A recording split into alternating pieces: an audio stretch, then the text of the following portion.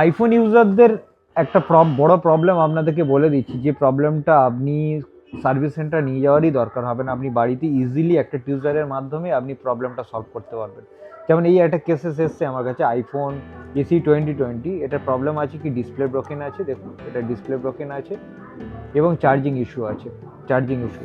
তো কাস্টমারে কী হয়, প্রবলেম চার্জ দিলে চার্জ নিচ্ছে না, বাট এটা আমি কী করলাম, ইজিলি টিউজার এবং আইসোর প্রোফাইল দিয়ে এই স্লটটাকে ক্লিন করলাম, এতেই আমার প্রবলেমটা সলভ হয়েছে। আপনার ম্যাক্সিমাম এই প্রবলেমগুলো আসবে 90% আপনি সলিউশন পেয়ে যাবেন। তারপরে যদি না হয় আপনি কোনো সার্ভিস সেন্টারে যাবেন, ডাইরেক্ট একটা তো আর পার্টিকুলার স্লট চেঞ্জ হয় না, ডিরেক্টলি ফ্লেক্স রিপ্লেসমেন্ট করে নেবেন।